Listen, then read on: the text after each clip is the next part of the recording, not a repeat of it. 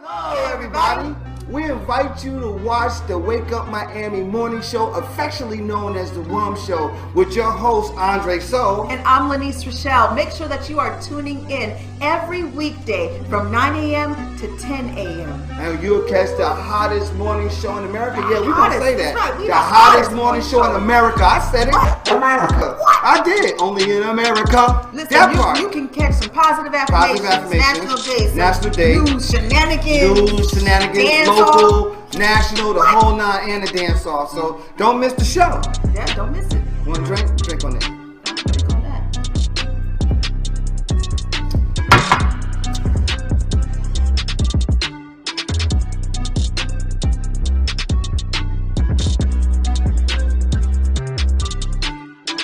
That's what it is. So that's how we feel. So you make sure that you tune in. That's how we feel.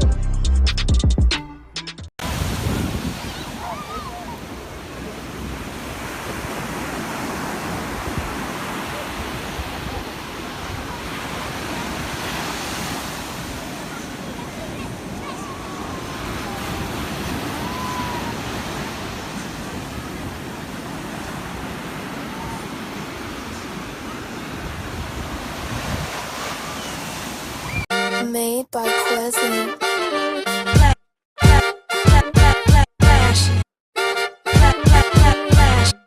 Miami Morning Show. You watching the wake up, the wake up, the wake up, the wake up, the wake up, the wake up, wake up. Miami Morning Show. You watching the wake up, the wake up, the wake up, the wake up, the wake up, the wake up, wake up. Miami Morning Show. You watching the wake up, the wake up, the wake up, the wake up, the wake up, the wake up, wake up. Miami Morning Show. You watching the wake up, the wake up, the wake up, the wake up, the wake up, the wake up, wake up. Miami Morning Show. You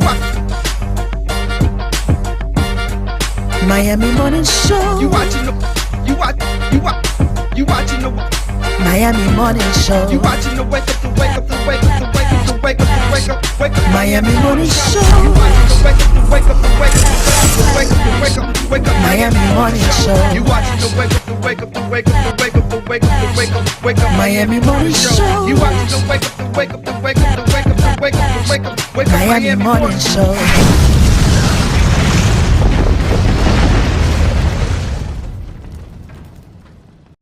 Now time for positive affirmations.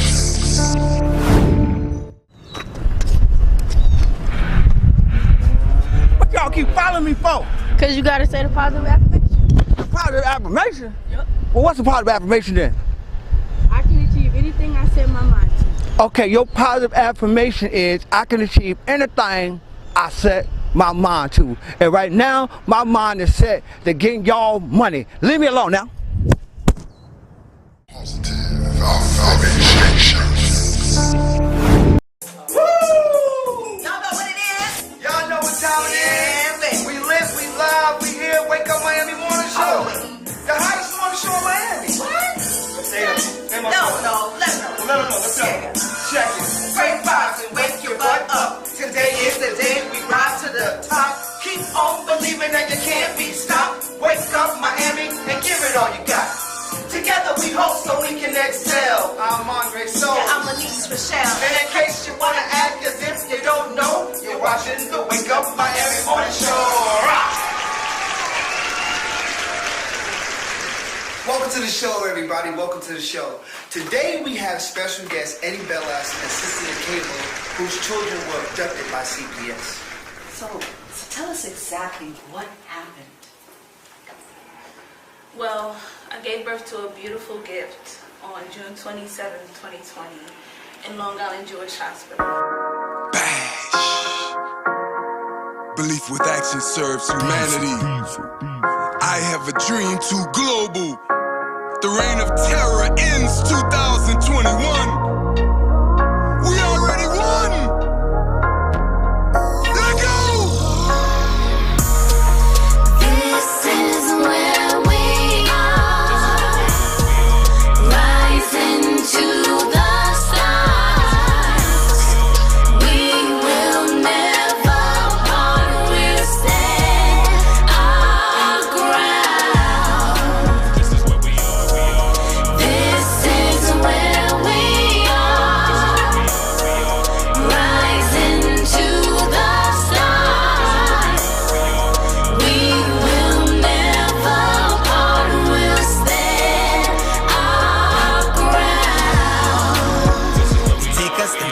and make us, control us, degrade us, enslave us for favors. They rape us, take us, we fake us to gain our treasures. Sounds so true, sounds so ridiculous. How many times do we gotta see this? Same old narrative got me so pissed.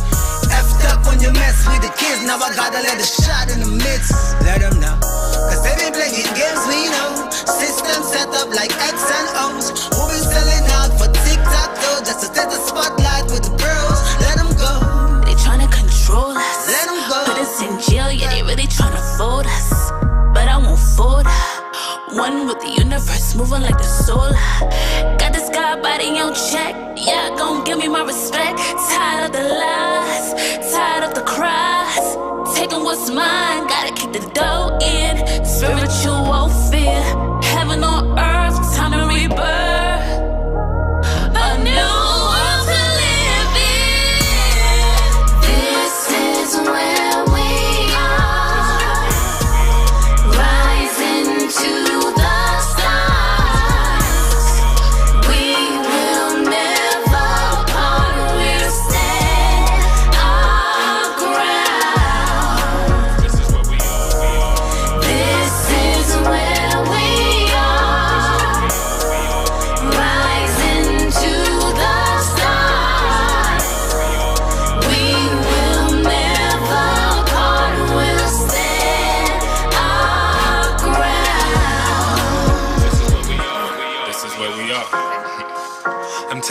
it's easy, does it? We can't trust them, there's no more enemy right here. Take a baby, say we crazy cause we fight here. The light here is the end of the night, yeah. They told you pipe down while I tell you pipe up. Cause they made the wrong move and we the right ones. Chess or checkers where your pawn got jumped. Now we on your front lawn so we get what we want. Construct, new construct, destruct what they instruct. Man, enough is enough, yeah, we done with the bluff. Stand out our own till freedom comes. We're fighting, we'll never stop. We'll keep on rising, straight to the top. Love is the answer, peace in the heart. Together we can make the world our art. Breathe in this feeling, we knew it from the start. We'll stand our ground. This is where we are, rising to the stars. We will never part, we'll stand our ground. This is where we are, rising to the stars. We will never part, we'll stand our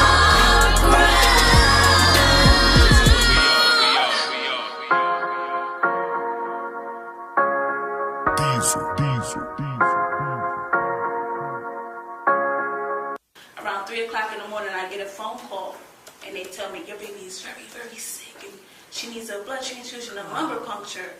And so from there, you know, I feel like I want to think about doing certain things because this is such a procedure, like you're transferring blood, and you understand? So I just wanted to think about it, and throughout the day, we weren't getting enough adequate information to make an informative decision. So because we didn't get that, we did not consent. And because we did not consent, the doctors and the medical teams basically said that they were going to do it anyway. And so they called Child Protective Services on us, put a remand on us. We couldn't go into the hospital, we were banned, okay? They did the blood transfusion. When we asked what was the blood count before and after, they couldn't verify, nor could they even give the doctor's names. Not only that, I have a 3-year-old son, so they not only went after my baby, which I never had, I never took home, I never neglected, they also went after my son Shiloh, okay? What? Yes, so one day when I was visiting Aaliyah, because the social worker, her name was Veronica Saintine, she moved Aaliyah from out of the hospital and put her in a place called the Children's Center in Manhattan, which is like a holding place. Very familiar. Where all like the foster children from like different ages and stuff like that, they stay there.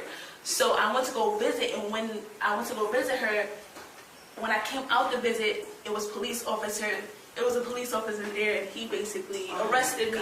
They put me on Rikers Island for a month, and 2 weeks, used me as leverage so that they can take Shiloh from me as well.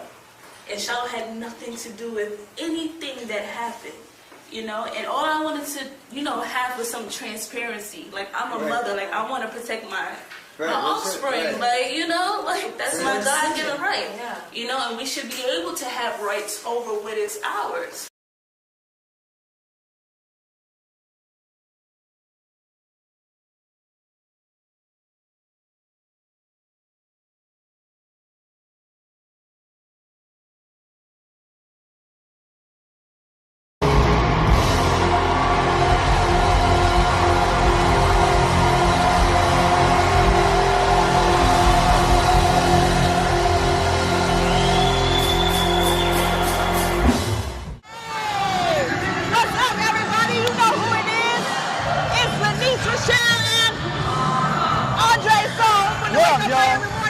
We on the scene. Yes, for the OJ's farewell tour. Yeah, but it's for the OJ's. Man, listen, OJ's, we love you, we love you, we love you. You've taken us through so many journeys in our life. Yo, so check this out. We got some interviews coming up. Y'all make sure y'all follow the ones, cause we back.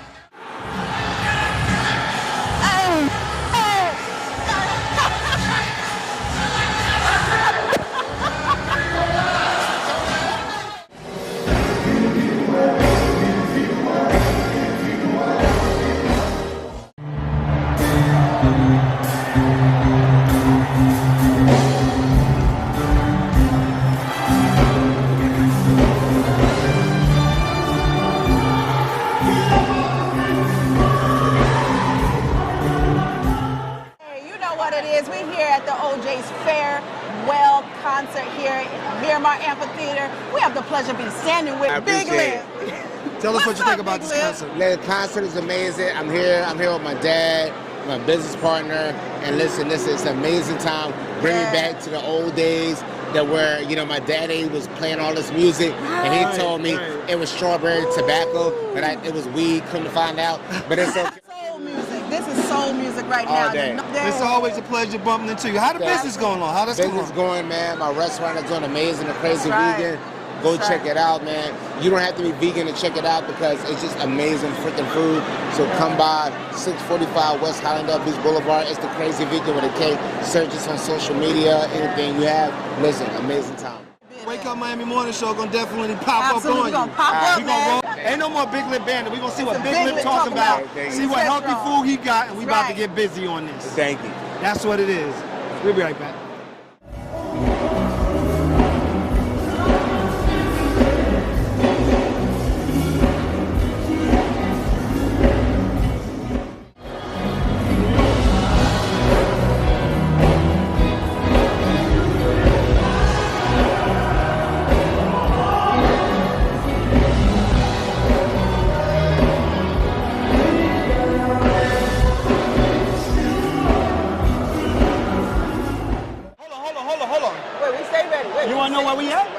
They want to know where we at? Where we at?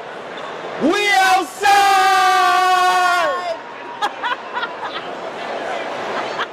We are here at OJ's farewell concert here, Miramar Amphitheater at Regional Park. We have the pleasure of standing here with the mayor of Miramar. Thank you so much for putting on this event.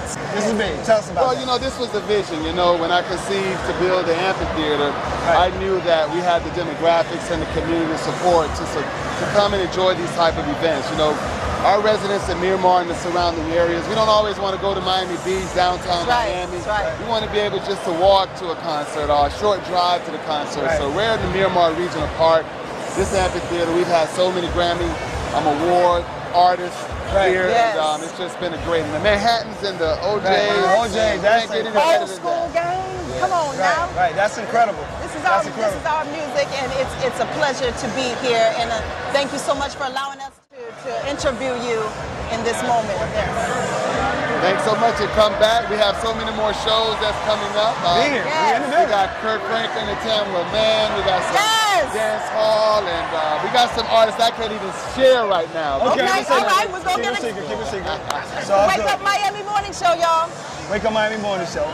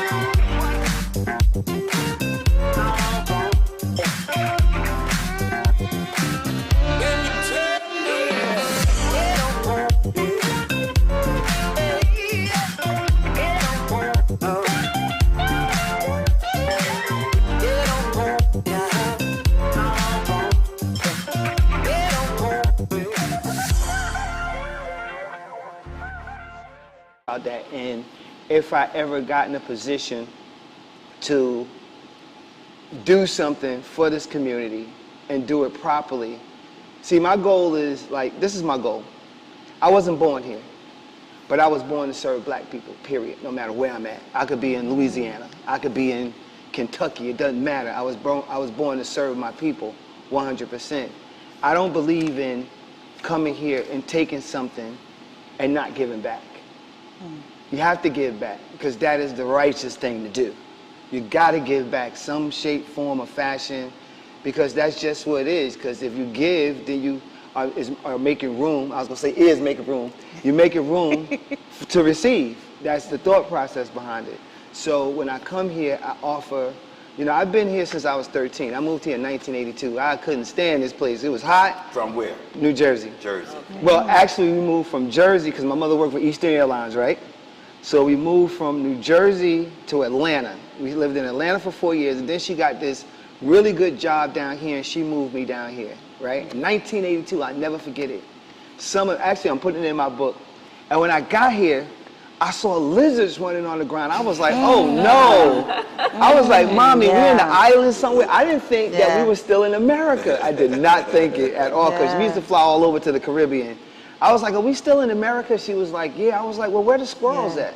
They don't have squirrels down here. And back then, it used to rain like, whew. It used to really rain back then. And you would get these frogs on your window with the suction cups.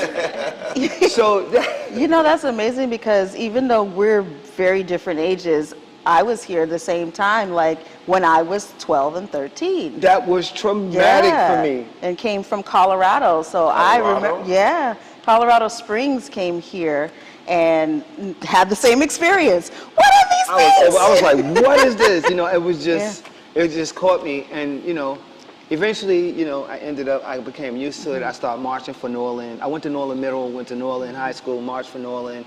And I was supposed to march for FAM. I actually made the FAM drum squad. I never got to go though, because life got real at that moment. Okay. So we're gonna leave that there. All right. But I do want to say it is an honor and a privilege to have you guys. Absolutely. To have you. I'm not gonna say you guys, but she's gonna be like, don't say you guys. To have such, for me, a prestigious group of people, a lady and gent, come and speak about and talk about the politics of Miami, black politics in Miami. Let's talk about that. Black politics in Miami. Before we get started, please introduce yourselves and tell us who you are, the dynamic duo. Young ladies, no, his mama said it is Ladies Month. It's Women's Month. It's ladies first. I'm Barbara Hardiman. My husband, Billy Hardiman. Who we are, I think we're just people who love our community and just try to give back. The comment that you made about giving, that's what we live our lives by. Just trying to give back and make the community better. Right. And we've been doing that for 40 plus years. Oh, wow. Together? Together. Together. 40 so okay, here we go. Where did y'all first meet? How did y'all meet? Yes. Let me go ahead. No, you go ahead and finish. You do your introduction. Yeah, do your introduction. Tell us how y'all met. I want to hear this. We probably have a different idea of how we met, but 40-year argument. I want to start with you know, my father. Bahamian is L.G. Hardiman from Cordia, Georgia. Okay. His wife is Ethel Hardiman, Cordia, Georgia. Country people. Right. Okay. They had 15 children. And wow. I know it's a lot of y'all. I know it is. I met back quite in the day, was a I'm lot number of children. 5, so I had 10 under me. Right. I was the first one to be born in Miami. The other 4 were born in Georgia. Okay. So that's how I began my beginning. Humble beginnings. Right. And where were you, in Liberty City, or where'd you?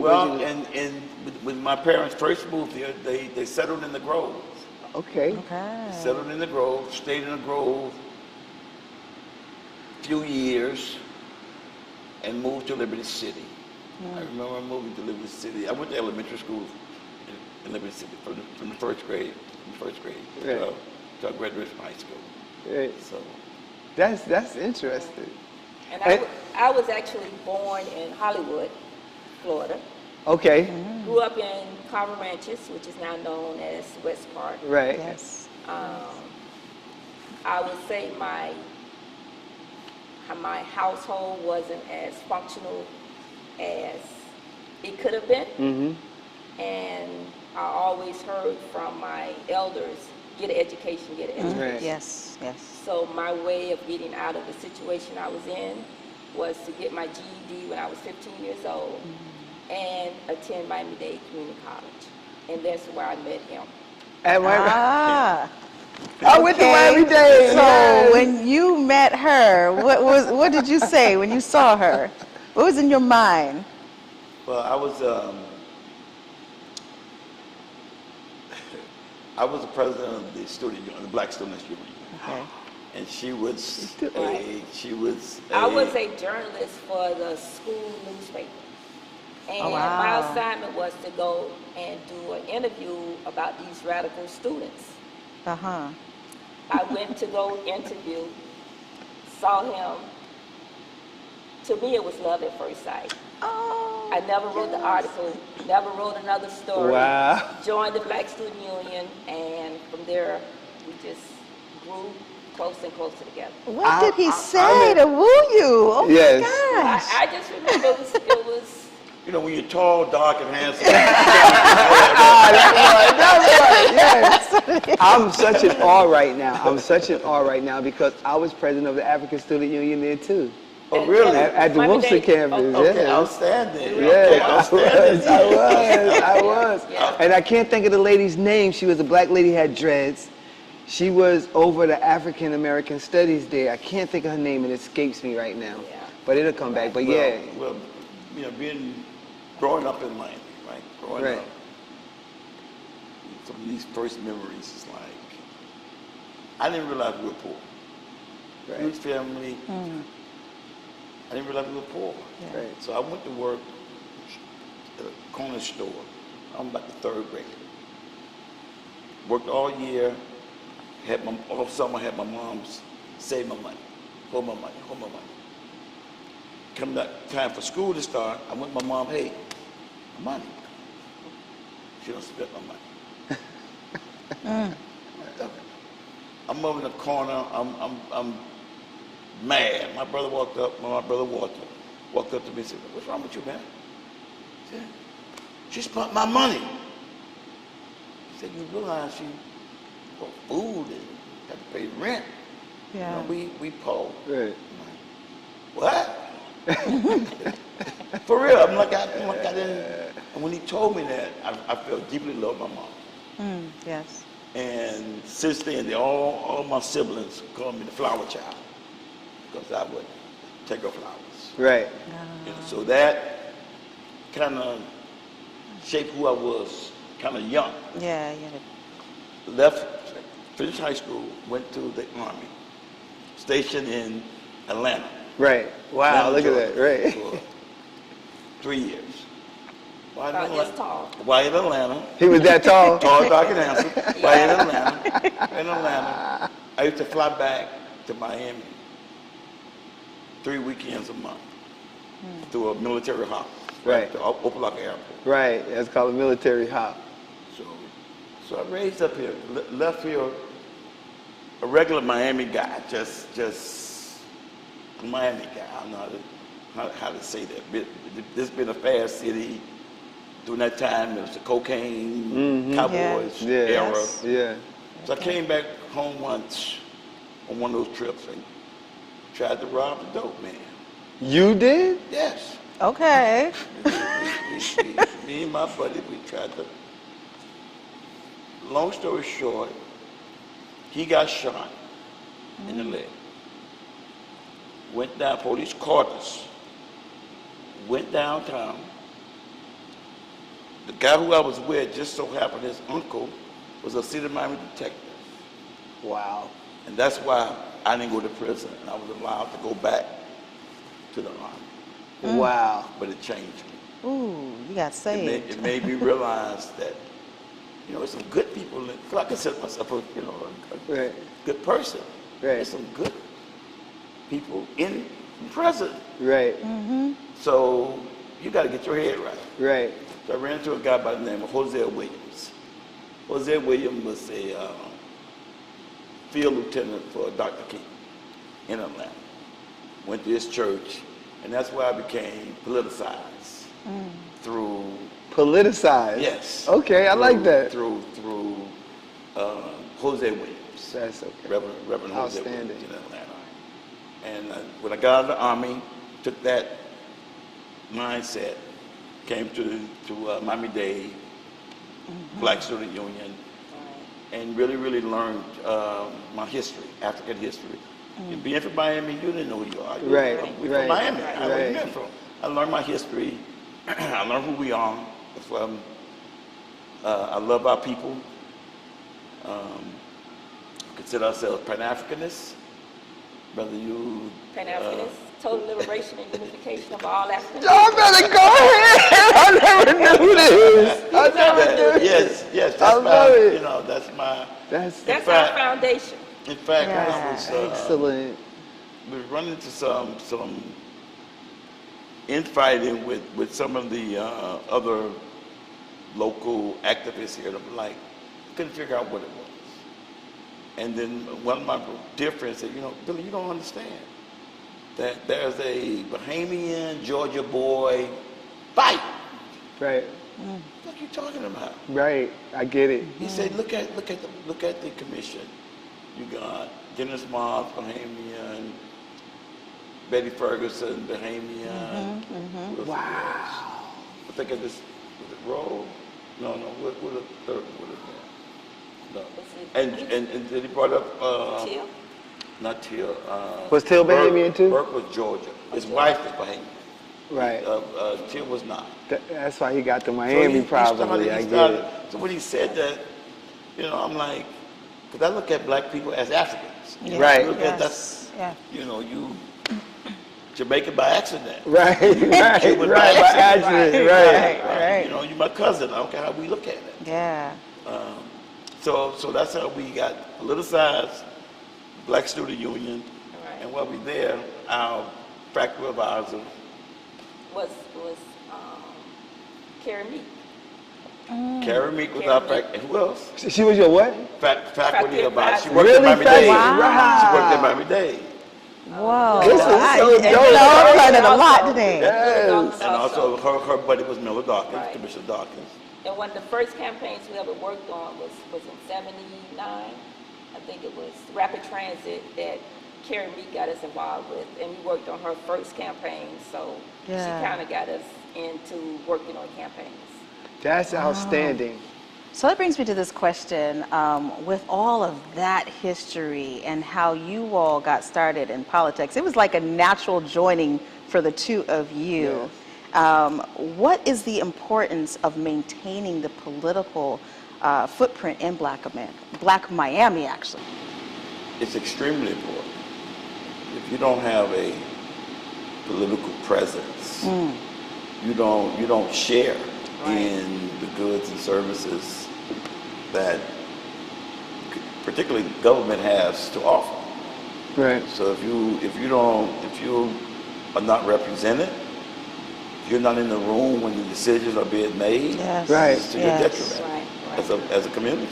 Yeah. Right. So it's extremely important that we keep a representation in a big way. I can remember one of the things that Billy Mom said to us once that stands out. Because we were always in the street marching. If it was a march, if it was an issue, we were out there leading the march. And she said, you know, it's important to be out there, but it's also important to be at the table. Right. Yes. When you at the table, that's where the decisions are made. Yeah. So we took that advice and worked hard to try to get seats at the table. Before you move, I want to. Something just sparked me, and I'm sorry. I want to ask this question. What was that temperature like back in the 70s? Because I've been here since 1982. When I first came here, I was 13 years old. I know what Miami was like. I know that black people wasn't getting a fair share of nothing.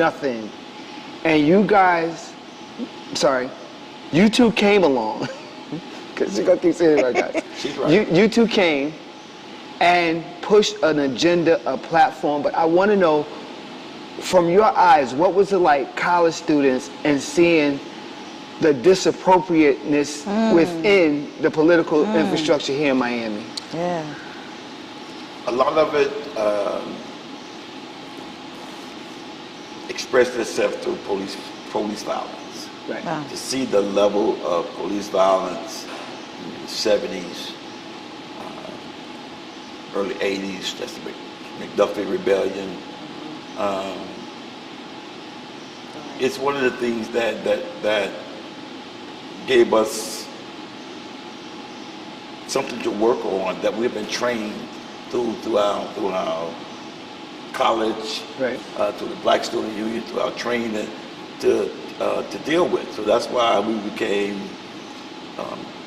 community activist types and spoke out against police violence. Right. To see. If you look at some old footage, you'll see Billy there, either at the table in the background. He had an afro. He had an afro there. Not quite an afro, but I mean, we would push when they called us, you know, y'all rioters. No, we rebelling because of this. Right. And we were able to put issues on the table that would normally not get on the table. That's outstanding. That's outstanding. Oh yes. What was one of the biggest challenges that you faced in putting together campaigns, and how did you overcome that? Political campaigns? Yes. In modern day campaigns, it's the funding. Okay. It's the money. Right. It's to get your message out. I don't care how good your message is, right. How good of a candidate you are. If you don't have the funds to get your message out, I mean, the Miami Times is not free. Right. Hot 105 damn sure ain't free. Right. You know. Right. Cox Radio, right? The mailers, you know, it's the money. Right. And when you understand that, and you look at Miami, it's a group of about 100 people that fund all the campaigns. Right.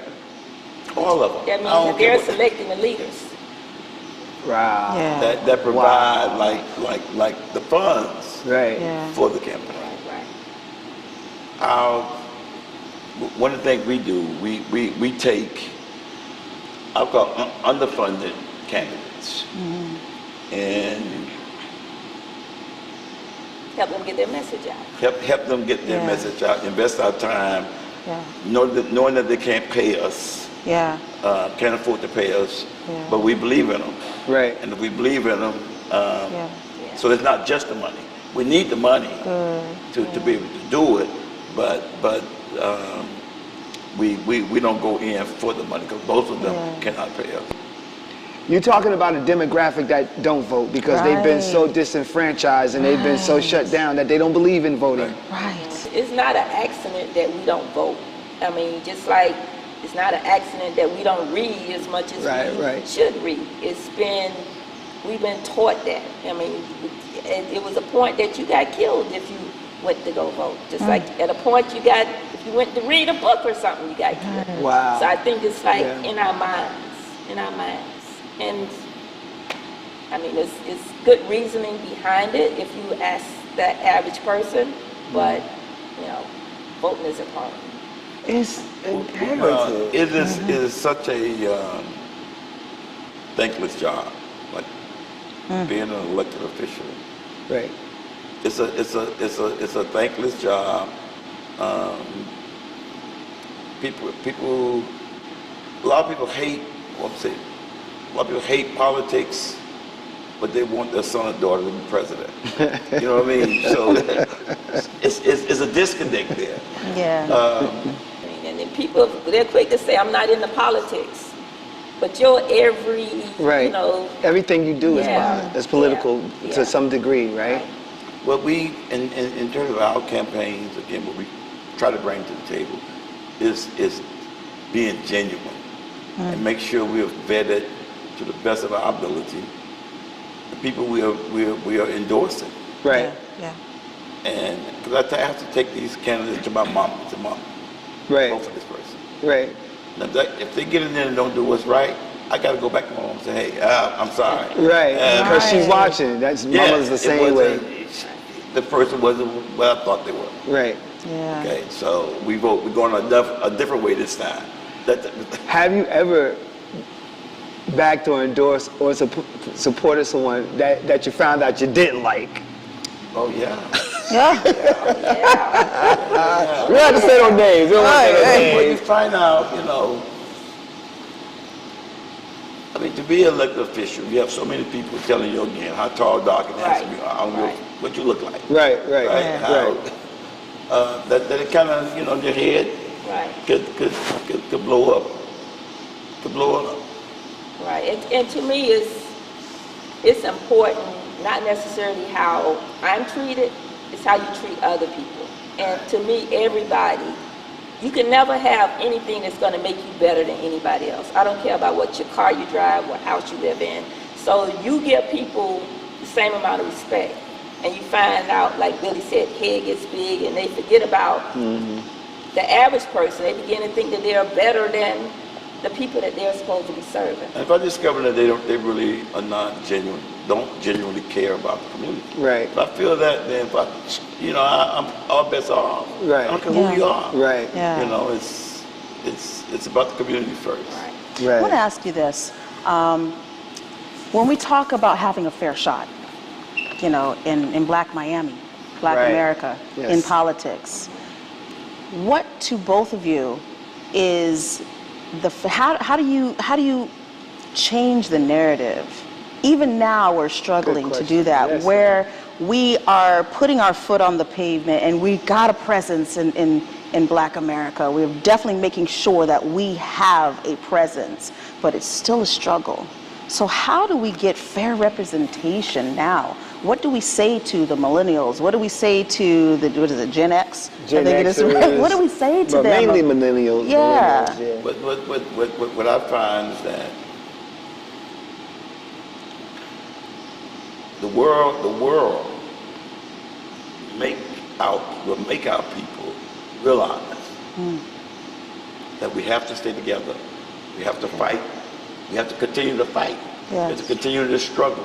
Every time we make any advances as a people, there's a backlash. Right. It's a huge backlash. The backlash we're experiencing right now against Obama, against the first African-American president, introduced Trump. Yeah. And what all that represents. Right. It's white superiority. And every time we think we have made it, they let us know, oh no. Right. So we have no choice. It's our oppressors are going to make sure, it's going to make us so uncomfortable that we have nothing. We have to fight. We have to turn to each other and say, hey, we got to overcome this common enemy, this common objective. Right. So we chat a little bit, right, and have good living room conversation, right? So one of the things that we definitely said that I want to focus on, and you said it, Ms. Harden, is Black excellence. Talk a bit about Black excellence and what success means to you. Success to me is, I get a joy out of helping others. Yeah. I have a nonprofit at Moore Park that I've been working with for 22 years. Yeah. We have 150 kids enrolled. We service like 125, 130 kids a day. To see those kids be successful, to see those kids get exposed to things that they normally wouldn't not get exposed to. Right. I mean, we've taken hundreds of kids, every place you could think of in Florida, from the Keys. Right. They experience things that people come from all over the world to see. We've taken kids to Hong Kong, we've taken kids to space camp. We're getting ready to take 30 kids during spring break on college tour. And these are things we do annually. And like I said, we've been doing this for 20 plus years. Right. Yeah. So to me success to me is to be able to help the next generation. To groom and them. to see kids that have been in the program since elementary school, now middle school, high school, college, and paying it forward and coming back and contributing to the community.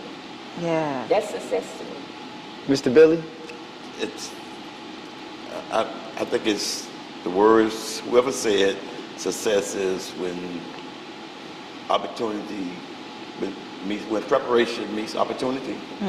Yes. Okay, you gotta be prepared. You gotta, you know, instill into our young people to prepare yourself. You don't know when that moment's gonna come. Right. When it's gonna be the next man up or next woman up. Right. So you gotta prepare yourself. Right. And when that opportunity comes, you'll be successful if you prepare. If you're not prepared, it's gonna be a squandered opportunity. Right. So, Mr. Billy, you say you have to be ready so you don't got to get ready. That's right. That's what we say. Stay ready. And what I think Billy and I show is that you don't have to take away from yourself in order to serve your community. Right. You know what I mean? Yes, yes. Most people think that they have this image that if you give into your community, you got to be dang near homeless. Right. You know, you can't enjoy the finer things in life.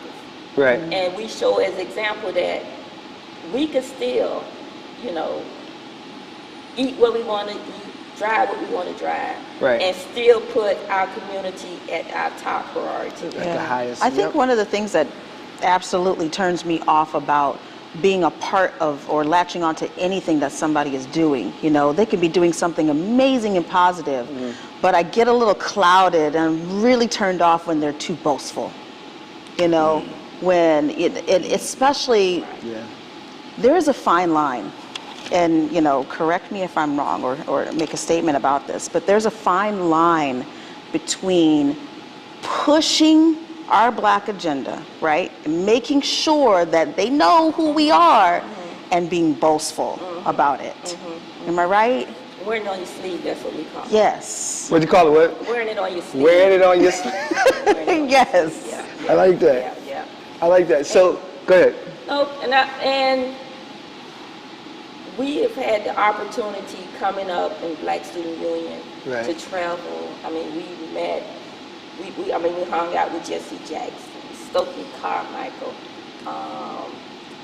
The list just goes on and on and on, that the opportunities that we've had.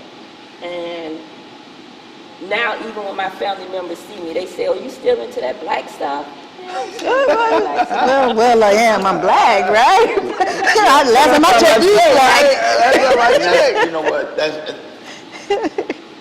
in order to make the next generations want to be involved in fighting for our people. Right. It has to. They can't look at you. Okay, you're a soldier, right? You can't look like you can't look bad. You can't have no shoes, no clothes, no car, no apartment, no. Right. And you want me to do? No, I don't think. That's what I say. It's a fine line. I want to find something else. So I think it's important to show, but you never know the kids who are looking at you. That yes, you could be an activist.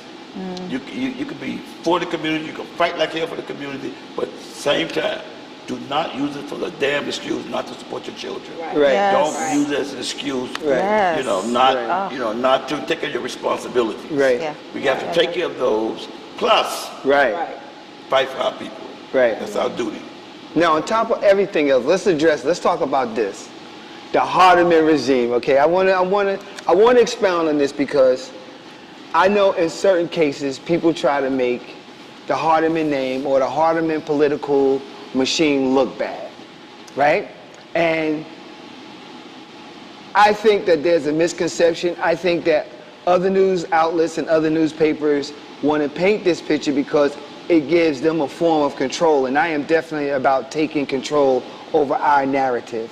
So at this moment, because people are watching and they want to know, like, well, you know, he's not. No, we're going to talk about that too because we talked about it, and I want you to feel we talked about it previously, right?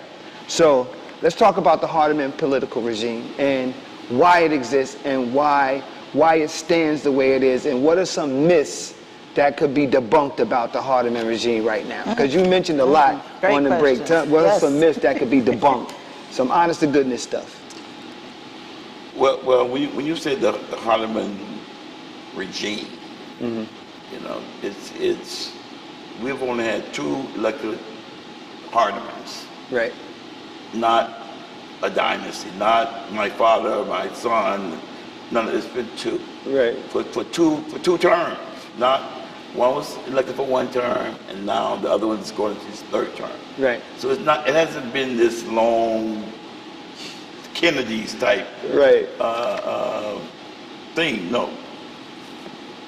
And you have folks want to say that particularly that I think the newspapers, the television reporters to a certain extent want to look at what Barbara and I have accomplished, and I look at that as helping wannabe candidates who otherwise would not have been elected if we did not invest our time, our treasure, our skills and these candidates, many were not the establishment candidates. Right. They didn't have the monies from the downtown lobbyists or the downtown business folk. Their campaign, we were successful in getting people elected from the bottom up. Yeah. Right. And they don't like that. They want to be able to say that if you got the Miami Herald's endorsement, you're going to win. Right. Not you got the support of a Hardeman, you're going to win. So they want to tear that down.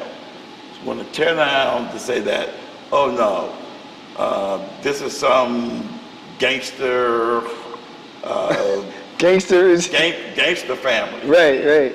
And nothing could be farther from the truth. Right. As I said, we're a very humble family. So it's just. And you got siblings that are administrative. They work in certain areas and certain high areas of employment in Miami, serving the community. Yes, my family. Again, my oldest brother George, Vietnam veteran. My brother Walter retired to the Miami Police officer. My sister April retired Miami Police Department. My sister Carol retired from the Parks Department. My sister Danette retired from the corrections. And you retired. And I retired. My day job was the Solid Waste Department, 30 years. Okay, so we've all paid our work for everything that we've achieved. No one it's not been a free ride. We didn't own a house. Right. Coming up, we never, I never lived in a house that we owned. And so when they try to set us up as we're some type of gangster family that's getting over on the community, nothing could be. No, you just have a good recipe. Right, and it's, a lot of it's just hard work. Yeah. We work hard. We all in. That's good. Yeah. I'm so thankful that they have automatic payment on utility bills. Right. Hallelujah. I get so far in, I go home, my lights off, the water off, because I'm like focused on achieving. Remember, you used to have to go to the line and pay the bills at the pharmacy on 54. Remember that? You had to go there and pay the light bill? I remember that. Mr. Billy and Miss Hardeman, it seemed like to me, like, you guys are like my family. Like, they worked hard. They worked hard. Nobody was out. None of us come from perfect families, but for the majority, they worked hard. Like, your brothers and sisters and yourself didn't work a job for 5 years. Y'all worked a job and did the duration of the job. And that's why you're successful, if you ask me. You have the diligence, the wherewithal, and you have the knowledge to know better and know how to do things. So it's I want to important commend you. that our young black children see that kind of tenacious spirit. They see that, hey, especially being married. Right. You know, 40 some odd, Nana would say, 40 some odd years. Yeah, my parents are married, what now? 40, your parents too, 47, Lord. 47 years.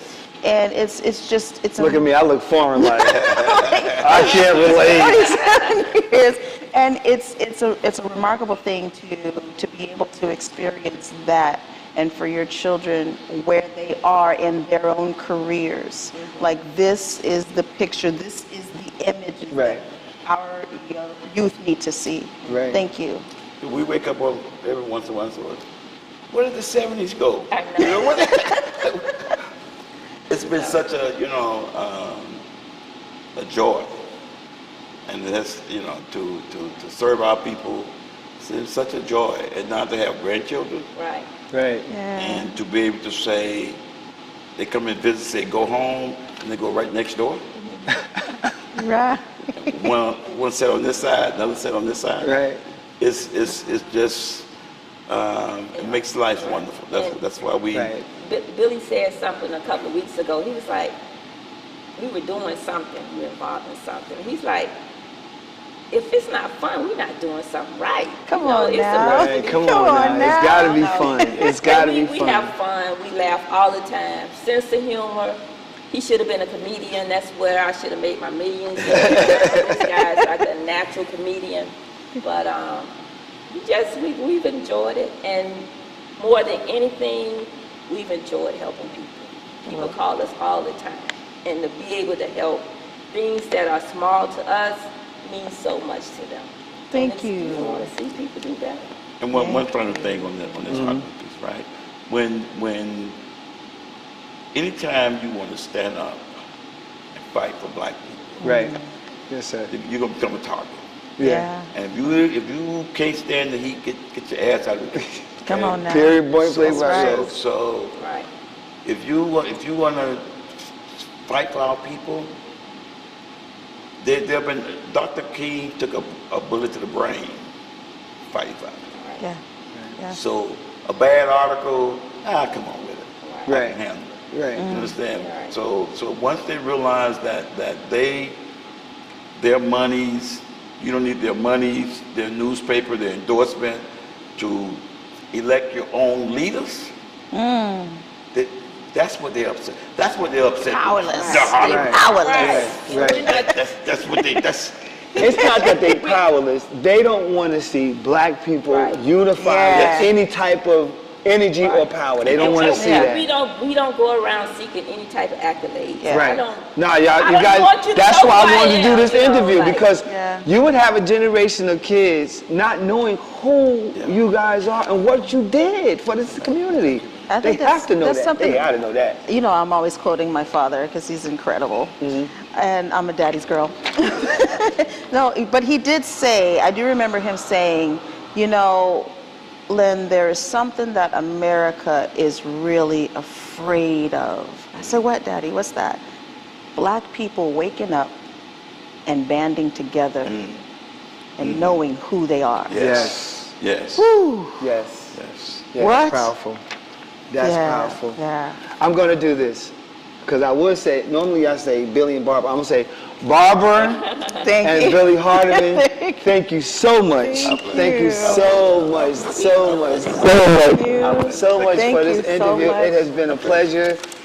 Any parting words that you would like your community to know who's watching this, what would you say, and what do you really want to say from the bottom of your hearts?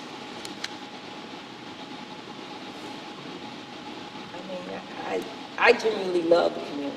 That's all I can say is I love you. Right. That's all I can say. And I try to show it every day. Okay. That's all I can say. That's it. Yeah, I heard it. That's it. It's final words. Final word. Ditto? Ditto. Ditto? That's final words. Mr. Billy say ditto. Gentlemen, let the ladies have the last. Thank you very much. We appreciate it. Definitely. We can get up? Yeah, we can get up. Yes. Now you get up. Come on. Made by Quezzy.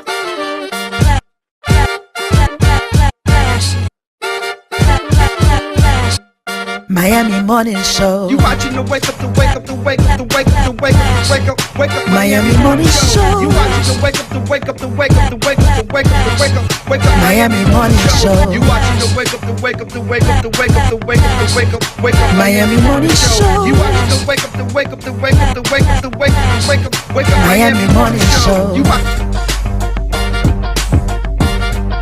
Miami Morning Show. You watching the Miami Morning Show. You watching the wake up, the wake up, the wake up, the wake up, the wake up, the wake up. wake up, wake up. Miami Morning Show. You watching the wake up, the wake up, the wake up, the wake up, the wake up, the wake up. Miami Morning Show. You watching the wake up, the wake up, the wake up, the wake up, the wake up, the wake up, wake up. Miami Morning Show. You watching the wake up, the wake up, the wake up, the wake up, the wake up, the wake up, wake up. Miami Morning Show.